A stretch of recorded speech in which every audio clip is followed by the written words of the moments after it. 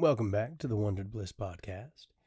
I am Kevin Faulkner, an artist, poet, designer, wonder, basically the coolest person you ever met. We don't have to mention my flaws.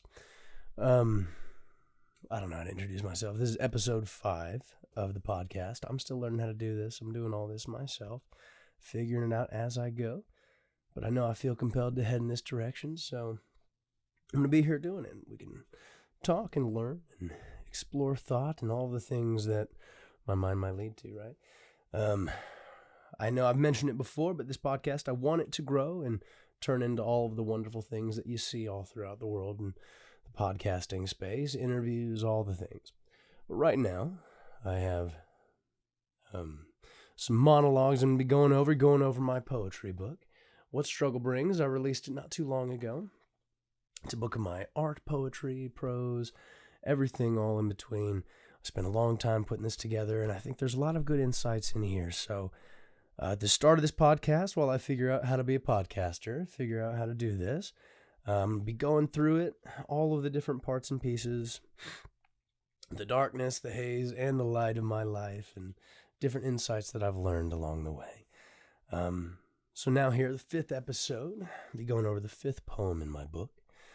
It's a fun one. Got a little design and all of that going in. I got my graphic design degree and everything. Been putting it to use, trying to. But this one, it's a good topic, I think. And something that I think a lot of people will resonate with. Feelings that I've had. I know everyone else has the full same range of feelings and potential to feel the same things that I've felt. So I think it's important to talk about, and a lot of people probably will resonate with this one.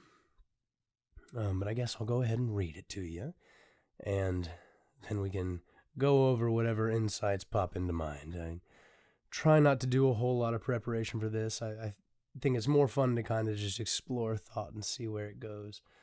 But let's get into it. So this one, the 5th poem in my book, it's called Self-Protection. With a heart that's lacking love, a mind that's lacking trust, a soul that's lacking anything worth fighting for, I cannot give a fuck. I put my shields up. No, please don't get close to me. I'll push your heart away and sever ties to see what bleeds. Me, usually. Such a shorter one. I have a mix of long and short poems all throughout here. But a lot is said in this. And it'll probably call to my previous episodes as well. As we move through this, episodes will probably be somewhat similar as we talk about similar topics. But this one here, different hardships in life, different moments, interactions, heartbreak, all the different things that can happen to you and have happened to you and will happen to you. Because this thing called life never ends until it's over, right? But they can be difficult. They can be heart-wrenching. They can ruin your perception of what you thought life was, what you thought you were, who you were in comparison to everything around you. And that it's a tragic experience to have to reshape your viewpoint of yourself in the world, yourself in relationship to the world, other people around you. And it's tough. And what I did, I mean, a lot of people do this. I think it's a fairly normal response to the moving and the heartbreak, breakups, divorce, all the things that have happened in my life. I put up these big shields in myself. And it was a form of self-protection. And that's why I titled it Self-Protection.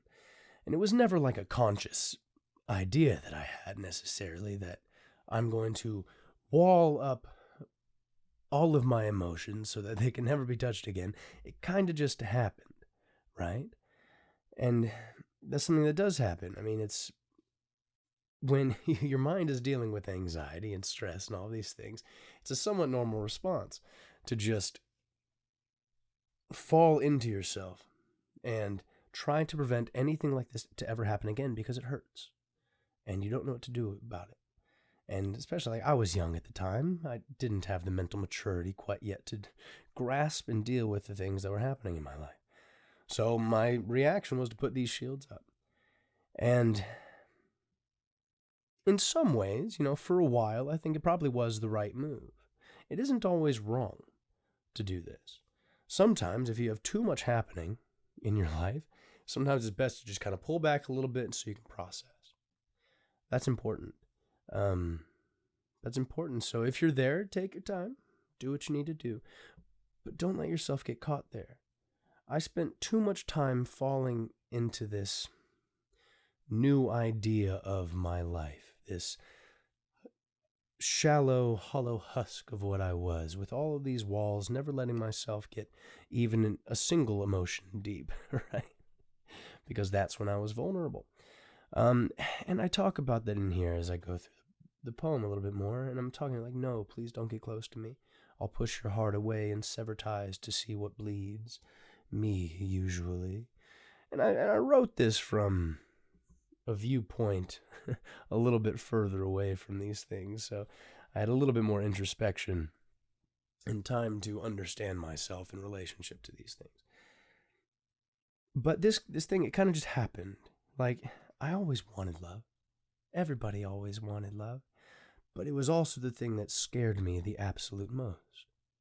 So I would kind of keep people at a distance. And in that process, I hurt people. I broke hearts. I shattered my own in the exact same process because I too desperately wanted and needed this love. But I was keeping myself from it. And it's very tough when you have these shields up to be your self-protection. They're the things that are keeping you from being harmed, right? But they actually turn into the thing that's causing more harm, not only in your life, but extending it to everyone you know and meet. It's a difficult thing to try to reconcile because now I have to go and face all of these insecurities and fears.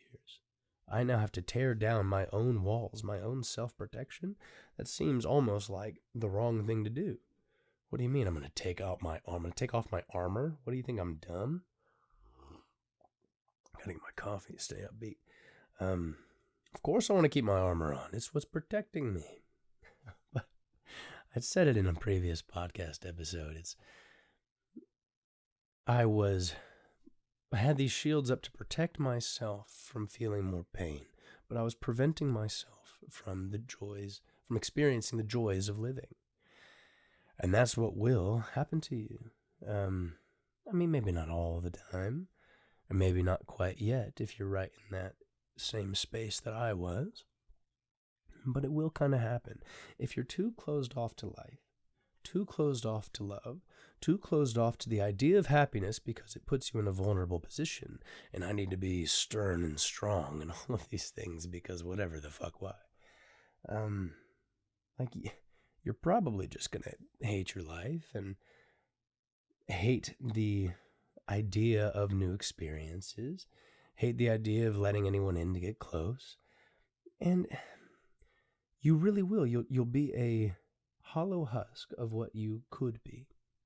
Because people, in all of our complexity, in all of our negative emotions that we can't experience, all of our insecurities, fears, and all that, we are also all of the positive things that a human can be. We're also all of that. You are all of the love that is possible. You are all of your potential. It just isn't fully realized yet. But if you have these shields up so high to protect yourself, but it's preventing you from reaching out to go and experience more positive things that move you forward and inspire you to new events, new occupations, new hobbies, habits, all of the things, then you'll never reach your potential. And it's a sad thing because it's really stemming from fear. It's stemming from pain. And all of us have gone through something and will go through more. That's a promise to you. Life, although beautiful, is also fucking difficult. It's balanced. It absolutely is balanced. The universe is nothing if it's not balanced. But for the highs of love and wonder and everything that life can be and is, there will also be a low, equaling in depth. I guess that's the right word. And it'll get to you. It'll get to you. But that being said, there will be more highs. There always will be more highs.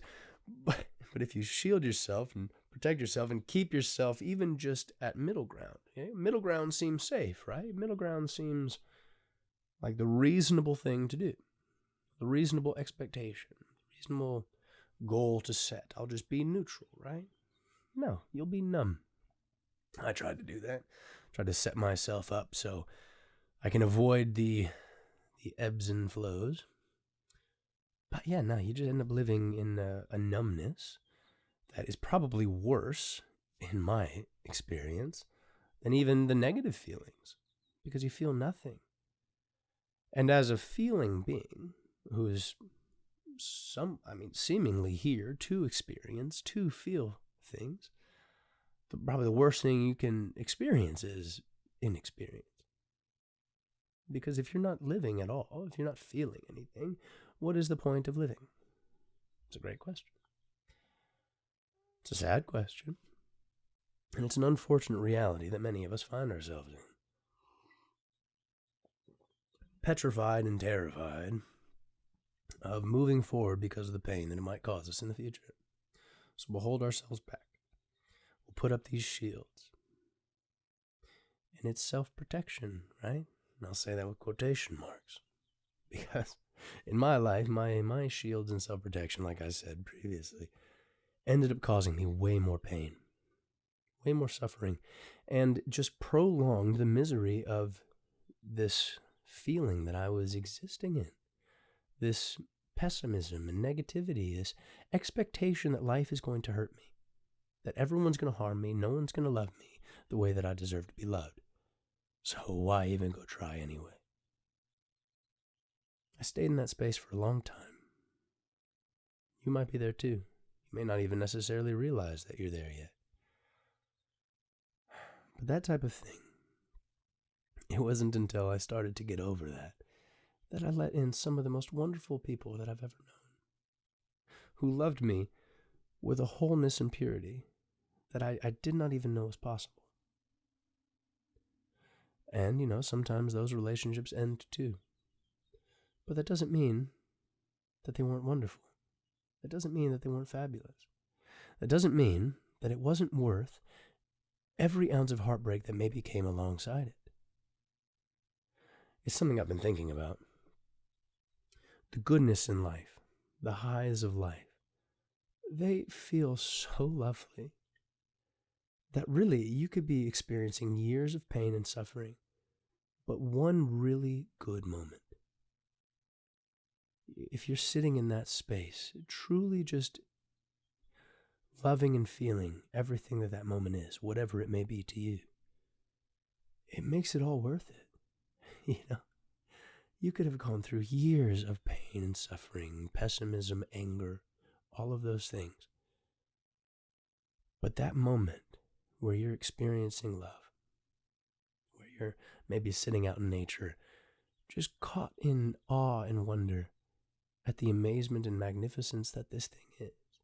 If you can get there, that one moment may make all of it worth it.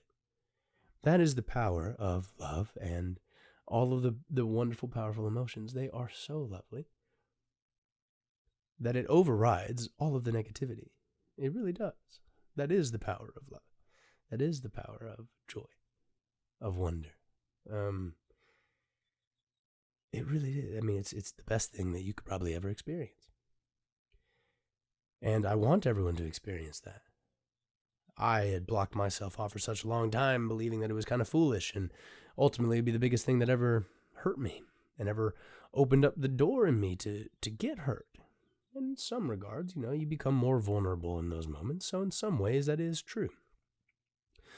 But it's also just a shit perspective. Because, and maybe is because, maybe I felt that way because I had never experienced it before. I going to let myself never experience it because I'm afraid that one day it might hurt me? Stupid. I was young and dumb. Absolutely, and I have no qualms with saying it. I'll call out all of my failures. I did in my book. Get it. I'm very honest in this motherfucker. About all of the parts and pieces of me. But I did it intentionally, not to rag on myself, not to make myself out to be a bad guy or anything like that, no. Because I started to realize just how human I am. And really that everybody goes through all of these things, probably not the same way that I did, but in one way, shape, or another, we all have to deal with the full magnitude and depth of the emotional spectrum. We're all going to deal with it. We're all going to have to. We may all process it in different ways, and we probably will. But we're all going to have to deal with it. And you can't avoid it. And you can't put up shields to block and prevent it, because what you'll really do is just trap yourself in probably the more negative side of these emotions, and you end up living a life absent of the positive and of the good. And that is probably the biggest point of that poem. Honestly, probably the biggest point of me putting this book together, What Struggle Brings. It's to try to highlight the power of the other side. To let anybody, if they're in that same space that I was in for a long time, to fucking let it go. Put it down, move past it, move through it, and go and live the wonderful things in life. Because they are there. They're absolutely there. And you absolutely can experience them. You just have to put yourself out there a little bit and open up to others in a true and meaningful way. And you'll find yourself in a wonderful spot. You really will. I'm now happier than really I've ever been in my entire life. And half of it was just surrendering and letting go of all of my pain, of all of my negative expectations, tearing down these shields that I had put up so that I can let the good in. It's so important. And with that, you start to realize the hardship in life, really, it's the context to the good. That was a huge realization for me, and something I'll probably talk about a lot. It's the darkness is there so you can see the light. If there was no darkness, we would all be blind. There would be no way to differentiate anything. Look at the sun, that is what you would see if there was no darkness. You need shade. You need darkness. You need variety in order to be able to pick out and experience the light, the positive, the good. If everything is good, then nothing is good. It's all neutral. So you need some shit every now and then to show you just how good the good is. But with this poem, if you block yourself off from it because you're afraid that it might hurt you, you'll never experience it. And what kind of a life is that? Surely not one that I think is worth living. And life, I do believe now, is absolutely worth living. I have no doubt about that. It's a beautiful thing that we get to do. So, I don't know. I'll call it there. Quick little episode. Get yourself a copy of my book, What Struggle Brings. It's available on Amazon. You may have to look in the books section of Amazon. Their search engine isn't the best, but I'll post a link in the description. I'll post a link to my website. You can check out everything that I do. You can follow me on Instagram, Kevin Faulkner Poetry. I do a bunch of readings in a done-up, fashionable way, right? Follow me there, subscribe to this channel, like, comment, share, do all the things. Help me grow. I'd really appreciate it. I'm trying to do some good things. I'm trying to grow, trying to make a little bit of money. You know how it goes. We all got to do it, right? But most of all, I want to share love. I've been absent of it before in my life. I've been afraid of it, but I've also experienced the full power and wonder that it is. And I want others to feel that. And I know how dark things can get. I do. Read my book, you'll know. But I also know how wonderful things can get. And I want people to see that. And if it's just a framework and way of thinking, me talking about it might be able to help you. So that's what I'm trying to do. I want it to grow and develop into all of the different things that it can. Life is full of potential. But right now I'm doing with what I have. And gonna make it work. But yeah, so for now, go buy my book. Show me some love, and I'll try to give it back to you. But until next time, everybody, peace.